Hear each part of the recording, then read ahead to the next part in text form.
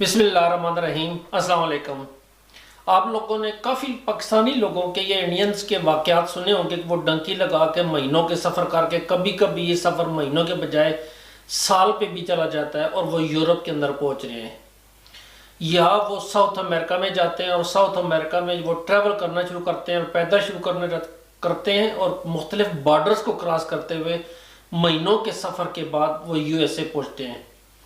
آج میں آپ کو ایک چھوٹا سا واقعہ سناتا ہوں، اور یہ واقعہ اس شخص کے متعلق ہے جس نے 12 گھنٹے کی ڈنکی لگا کے یورپ سے امریکہ میں پہنچ گیا، اور وہ بھی بغیر پاسپورٹ کے، بغیر ویزا کے، بغیر کسی چیز کے، اور اس کو کسی شخص نے بھی نہیں روکا تک کہ وہ جب امریکہ وہاں پہ جا کے لینڈ کیا۔ اس نے لاس اینجلس ایئرپورٹ پہ جب امیگریشن کے سامنے ایک شخص پیش ہوا تو اس نے کہا جی جو میرا پاسپورٹ ہے اور میرے جو ڈاکومنٹس ہیں وہ فلائٹ کے اندر رہ گئے ہیں، تو مجھے اب یاد نہیں ہے کہ کون سی وہ فلائٹ تھی اور میں کہاں سے آیا ہوں، کیونکہ میں پچھلے 3 دن سے سویا نہیں ہوں۔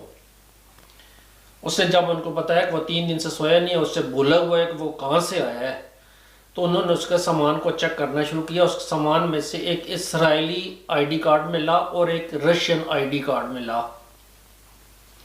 اب اسرائیلی آئی ڈی کارڈ پہ ٹریول کرنے کا مطلب ہے کہ اسے امریکہ کے لیے ایک اسپیشلی طور پر ایک آن لائن فارم فل کرنا پڑتا ہے، اس کو ESTA کہتے ہیں، electronic system for travel authorisation. یہ ان ممالک کے لیے ہوتا ہے جن ممالک کو امریکہ جانے کے لیے ویزا کی ضرورت نہیں ہوتی۔ مثلا اگر ہم سویڈن میں ہیں تو مجھے ویزا کی ضرورت نہیں ہے امریکہ جانے کے لیے، تو میں نے صرف وہ آن لائن فارم فل کرنا ہے، اس کے بعد اپروول آنا ہے اور میں نے ٹریول کرنا ہے۔ خیر امریکن گورنمنٹ نے جب اس کا چیک کیا، سسٹم میں ڈال کے کیا، اس نے ESTA فارم فل کیا ہوا ہے، تو وہاں پہ دیکھا کہ اس میں اس کا کوئی ریکارڈ نہیں تھا۔ انہوں نے اس کے جو رشین جو آئی ڈی کارڈ تھا اس کو سسٹم میں ڈال کے چیک کیا کہ کیا اس نے ویزا کے لیے اپلائی کیا ہوا تھا، تو اس میں بھی اس کا کوئی ریکارڈ موجود نہیں تھا۔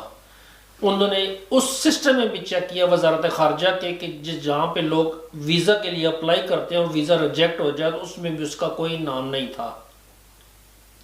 انہوں نے ڈیٹیل سے چیک کیا، جتنے بھی پیسنجر لسٹ آتی ہیں ان کے امریکنز کے پاس، یعنی جب بھی کوئی فلائٹ امریکہ جاتی ہے تو جانے سے پہلے وہ پیسنجر لسٹ پرووائڈ کرتی ہے امریکن گورنمنٹ کو کہ ہم یہ مسافروں کو لے کے ہم آپ کے پاس آ رہے ہیں، تو امریکن گورنمنٹ اپروو کرتی ہے تو فلائٹ وہاں پہ جاتی ہے۔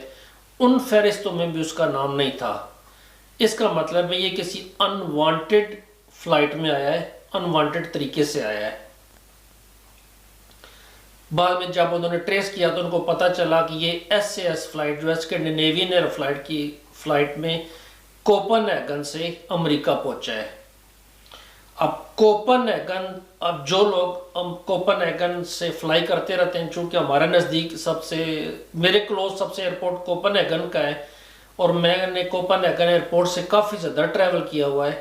اگر آپ کوپن ہیگن ایئرپورٹ کو اگر آپ دیکھیں تو جب آپ ٹرمینل پر جاتے ہیں ٹریول کرنے کے لیے تو نیچے کاؤنٹرز بنے ہوتے ہیں جہاں پہ آپ بورڈنگ پاس لیتے ہیں، بورڈنگ پاس اور سامان جمع کرواتے ہیں، اس کے بعد آپ سیڑھی چڑھتے ہیں، اوپر جاتے ہیں، جو بالکونی ہے وہ آپ کو لے کے جاتی ہے سیکیورٹی چیک پہ۔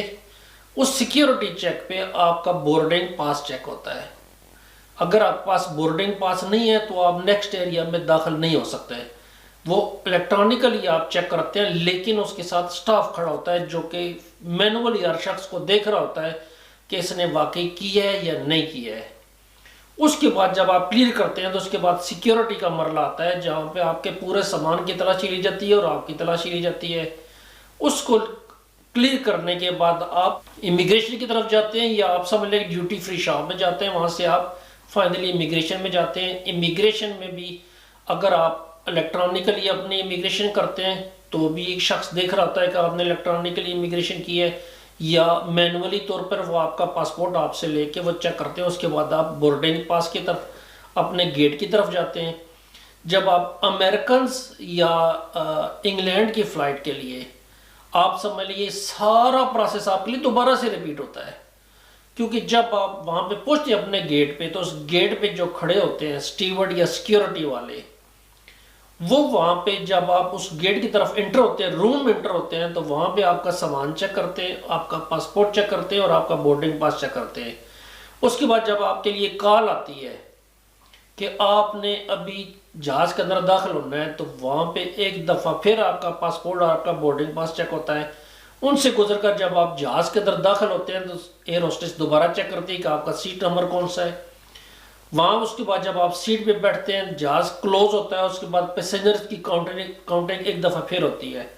اب یہ کوئی 10 مرلے گزرے چیک ہونے کے لیے, اور یہ شخص 10 مرلوں میں کسی کو نظر نہیں آیا. وہ شخص امریکہ کے لیے فلائی کر گیا اتنے سارے مراحل سے گزرنے کے بعد اور بغیر کسی چیکنگ گزرنے کے بعد. جب امریکن گورنمنٹ نے کنٹیکٹ کیا کوپن ہیگن ایئرپورٹ والوں سے تو انہوں نے ان کی ویڈیوز نکالنے کی, یہ شخص واقعی اس نے ٹریول کیا ہے کوپن ہیگن سے اور یہ ویڈیوز میں بھی نظر آ رہا ہے. اب کس طرح اس نے اپنے آپ کو کلیئر کیا یہ کسی کو نہیں پتا. جب فردر اس شخص سے امریکہ کے اندر انویسٹیگیشن ہونی شروع ہوئی تو اس نے کہا جی کہ چونکہ میں 3 دن سے سویا نہیں ہوں, مجھے تو یاد نہیں ہے کہ میں نے امیگریشن کس طرح کلیئر کی تھی وہاں سے, مجھے تو یاد نہیں ہے میں نے ٹکٹ کس طرح لیا تھا, مجھے تو یہ بھی یاد نہیں ہے کہ میں نے کوپن ہیگن سے فلائی کیا تھا, میں کوپن ہیگن میں کس طرح آیا تھا. اس نے کہا جی مجھے کچھ بھی یاد.